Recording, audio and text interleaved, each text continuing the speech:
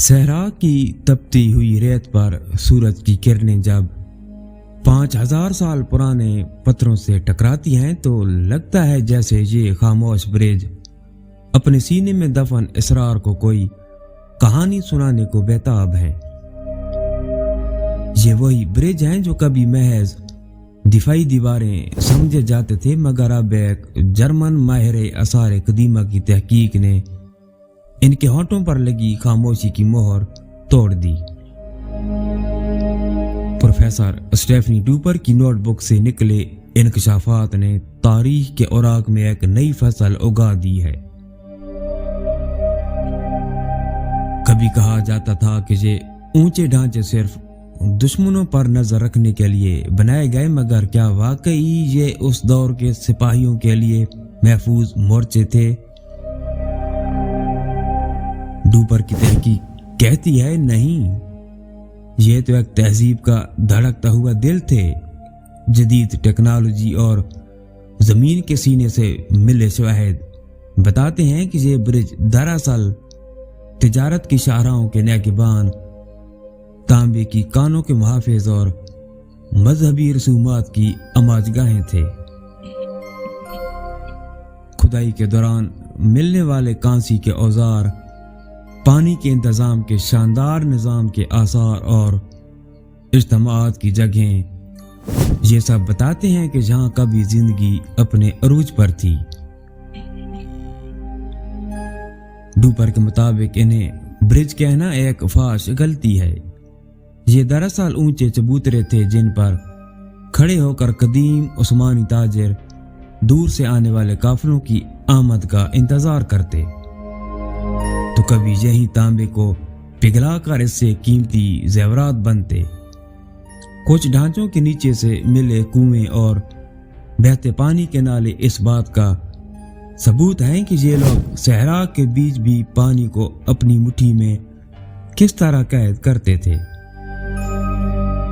مگر سب سے حیرت انگیز انکشاف یہ ڈھانچے سماجی رشتوں کی بنیاد تھے۔ دور دراز کے قبیلوں کے درمیان شادیوں کا اعلان ہو یا تجارت کا معاہدہ، یہ چبوترے ہی وہ جگہ تھے جہاں تہذیب کی دھڑکنیں گونجتی تھیں۔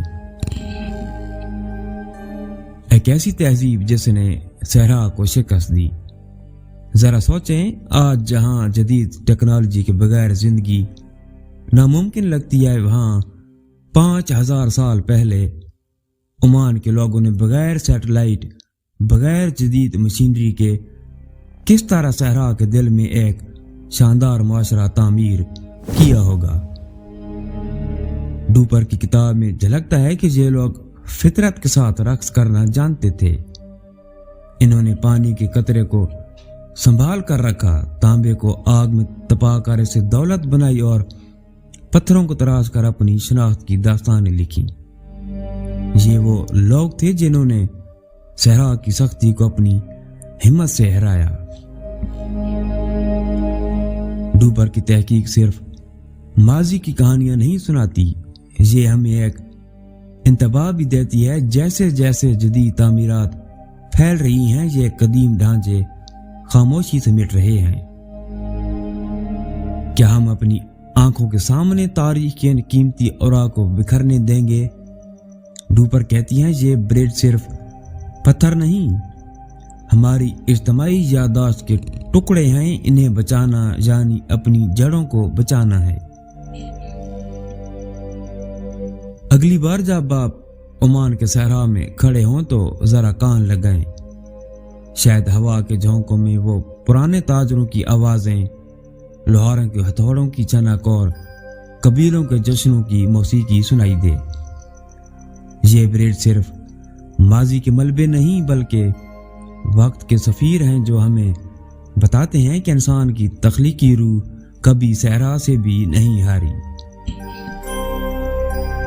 یہ کہانی صرف عمان کی نہیں، یہ ہم سب کی ہے، کیونکہ تاریخ کبھی ختم نہیں ہوتی۔ وہ صرف انتظار کرتی ہے کہ کوئی اس کے ہونٹوں پر لگی خاموشی کی مہر توڑ دے۔ تو ناظرین، یہ تھی ہماری آج کی ایک چھوٹی سی ویڈیو پسند آنے کی صورت میں ویڈیو کو لائک کریں اور چینل کو سبسکرائب کریں۔ ملتے ہیں اگلی ایک اور شاندار ویڈیو میں۔